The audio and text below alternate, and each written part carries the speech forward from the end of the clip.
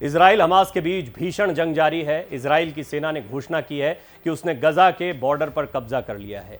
सेना के मुताबिक रात भर में उसने गजा में 200 जगहों को निशाना बनाया। जंग में इजराइल के करीब 123 सैनिकों की अब तक मौत हो चुकी है।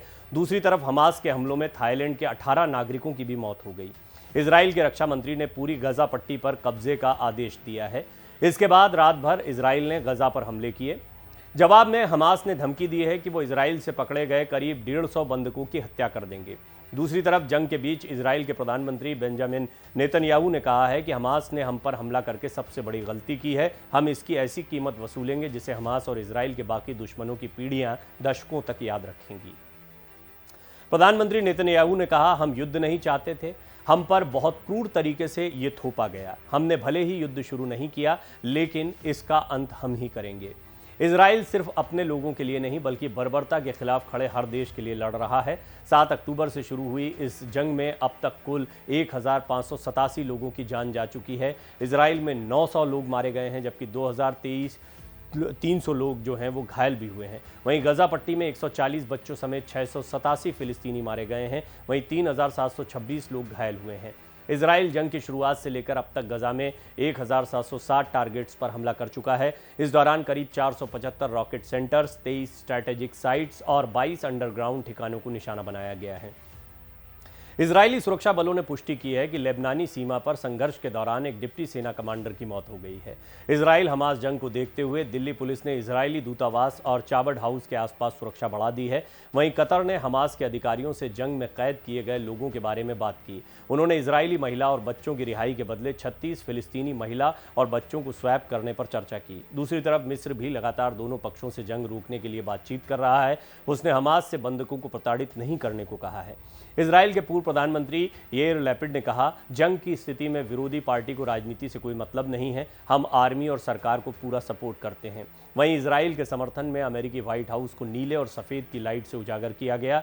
पेरिस का एफिल टावर भी इजराइल के झंडे के रंग में रंगा दिखा। अमेरिका ने कहा है कि फिलहाल ऐसा कोई पुख्ता सबूत नहीं है जो बता पाए कि इजराइल पर हमास के हमले के पीछे ईरान का हाथ हो।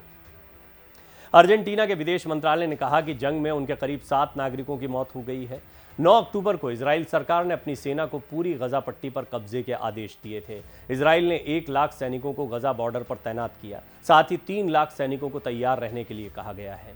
इजराइल के रक्षा मंत्री योव गैलेंट ने अधिकारियों को गजा पट्टी में खाना, पानी, बिजली और फ्यूल की सप्लाई बंद करने के भी आदेश दिए हैं। इजराइल में मरने वाले अमेरिकी नागरिकों की संख्या भी 11 पहुंच गई है। वहीं ब्रिटेन के 10 नागरिकों की मौत हुई है। इससे पहले फ्रांस, जर्मनी और यूक्रेन ने भी हमास के अटैक में अपने नागरिकों के मारे जाने की पुष्टि की थी। हालांकि सेना ने बॉर्डर के इजरायली इलाकों को हमास के लड़ाकों से छुड़ा लिया है। हालांकि फिलिस्तीन की तरफ से अभी भी लड़ाके इजराइल में घुस रहे हैं। दूसरी तरफ हमास ने दावा किया कि इजराइल की तरफ से किए गए हमलों में 4 इजरायलियों की भी मौत हुई है। ये हमास की कैद में थे। लेबनान के संगठन हिजबुल्लाह ने अमेरिका को धमकी दी। उसने कहा, अमेरिका ने अगर सीधे तौर पर जंग में दखल दिया तो वो मिडिल ईस्ट में अमेरिकी ठिकानों पर हमला कर देंगे। फिलिस्तीन यूक्रेन नहीं है। हमास ने दावा किया है कि उन्होंने 150 लोगों को अगवा किया है। इन्हें गजा पट्टी में सुरंगों में रखा गया है। वो इन बंधकों का इस्तेमाल मानव ढाल के रूप में करेगा ताकि इजराइल हमला करे तो उसके ही लोग मारे जाएं। इजराइल की डिफेंस फोर्स ने बताया कि बंधकों में महिलाएं, बच्चे और परिवार शामिल हैं। इधर अमेरिका ने इजराइल को मिलिट्री सपोर्ट देने की बात कही है। US defence secretary Lloyd Austin ने कहा, मदद के लिए हमारे जहाज और लड़ाकू विमान इजराइल की तरफ बढ़ रहे हैं। हमने USS Gerald R Ford aircraft carrier को अलर्ट कर दिया है। इजराइल ने एक प्रेस कॉन्फ्रेंस कर बताया कि हमास के लड़ाके अब भी इजराइल में घुस रहे हैं, ट्रैक्टर से घुस रहे हैं। एक लड़ाके को इजरायली सैनिकों ने मार गिराया।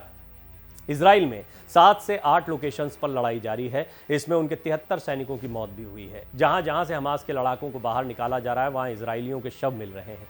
मिस्र का कहना है कि उसने जंग के सिलसिले में इजराइल को वार्निंग दी थी। मिस्र के इंटेलिजेंस अफसर ने कहा, हमने इजराइल को कुछ बड़ा होने की चेतावनी दी थी, लेकिन इजराइल ने इस पर ध्यान नहीं दिया। मिस्र अक्सर इजराइल और हमास के बीच मध्यस्थता करवाता है। दरअसल पहले मिस्र उन अरब देशों में शामिल था जो इजराइल को अपना दुश्मन मानते थे। मिस्र ने इजराइल के खिलाफ कई जंग भी लड़ी हैं। हालांकि 1973 की अरब इजरायली जंग के 7 साल बाद ही मिस्र ने इजराइल को देश के तौर पर मान्यता दी थी।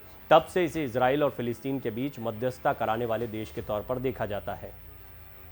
तेल अवीव स्थित भारतीय दूतावास के मुताबिक इजराइल में 18,000 भारतीय रह रहे हैं। फिलहाल सभी सुरक्षित हैं। इजराइल पहुंचे भारतीय पर्यटकों ने दूतावास से सुरक्षित निकाले जाने की अपील की है। दूसरी तरफ नेपाल के विदेश मंत्री ने कहा है कि उनके देश के 11 स्टूडेंट्स मारे गए हैं, जबकि 4 स्टूडेंट्स घायल हैं। नेपाल के विदेश मंत्री के मुताबिक उनके 17 छात्र किबुत्ज इलाके में थे, जहां हमास ने फायरिंग की। दरअसल हमास ने इजराइल में मौजूद दूसरे देशों के नागरिकों को भी कब्जे में लेना शुरू कर दिया है। वहां थाईलैंड के 2 नागरिकों की मौत हो गई है। थाईलैंड के प्रधानमंत्री ने बताया कि उनके 11 नागरिक हमास के कब्जे में हैं। हमास ने इजराइल के खिलाफ अपने ऑपरेशन को अल अक्सा फ्लड नाम दिया है। वहीं इजराइल की सेना ने हमास के खिलाफ सोर्ड्स ऑफ आयरन ऑपरेशन शुरू किया है। हमास के सैन्य कमांडर मोहम्मद दीफ हैं, जो कि ये हमला यरूशलेम में अल अक्सा मस्जिद को इजराइल की तरफ से अपवित्र करने का बदला बता रहे हैं इसे। दरअसल इजरायली पुलिस ने अप्रैल 2023 में अल अक्सा मस्जिद में ग्रेनेड फेंके थे। वहीं हमास के प्रवक्ता गाजी हमाद ने कहा है कि ये कार्रवाई उन अरब देशों को हमारा जवाब है जो इजराइल के साथ करीबी बढ़ा रहे हैं। हाल ही के दिनों में मीडिया रिपोर्ट्स में दावा किया गया था कि अमेरिका की पहल पर सऊदी अरब इजराइल को देश के तौर पर मान्यता दे सकता है।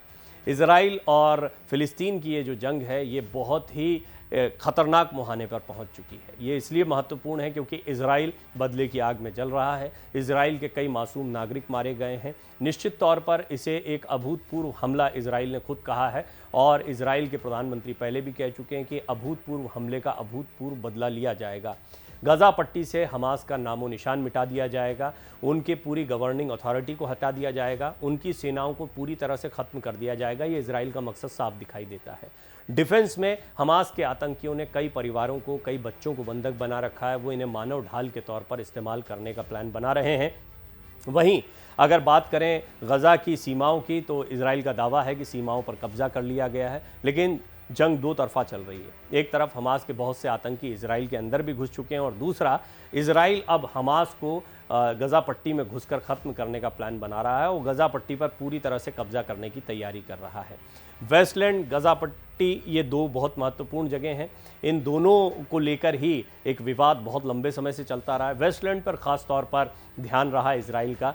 गजा पट्टी बेशक बीच में इजराइल पड़ जाता है, इसलिए वहाँ के बिजली, पानी आदि पर कंट्रोल जो है वो इजराइल का हो जाता है, और इसकी सप्लाई को भी बंद कर दिया गया है। यानी इजराइल के पास कंट्रोल करने के लिए बहुत कुछ है। हाँ, ये बात सही है कि इस युद्ध के शुरू होने से पहले ही इजराइल को बड़ा भारी नुकसान हो चुका है। इसे एक बड़े आतंकी हमले के तौर पर भी देखा जा रहा है। पूरी दुनिया की बड़ी बड़ी ताकतें, ज़्यादातर बड़ी ताकतें जो हैं वो इजराइल के साथ फिलहाल दिखाई दे रही हैं। अरब के जो देश हैं, जो पहले से फ़िलिस्तीन और इजराइल की इस लड़ाई में फ़िलिस्तीन के पक्ष धर रहे हैं, उनका रुख कुछ और भी देखने को मिलता है। चीन जैसे देशों का भी रुख कुछ अलग देखने को मिलता है, और यहाँ पर संभल कर बयानबाजी भी हो रही है। इस सारे प्रकरण में सभी का मानना है कि शांतिपूर्ण तरीके से कोई बात निकलनी चाहिए, लेकिन इजराइल अब किसी की बात सुनने को तैयार नहीं है। इजराइल ने अब जवाबी कार्रवाई शुरू कर दी है। उसका मकसद ये है गजा पट्टी पर पूरी तरह से कब्जा किया जाए, हमास के एक एक निशान को नेस्त नाबूद कर दिया जाए। और ये बड़ी कार्रवाई कितने दिनों तक जारी रहेगी, इस बारे में खुद नेतन्याहू कह चुके हैं कि युद्ध लंबा चल सकता है, इसमें बहुत नुकसान भी हो सकता है।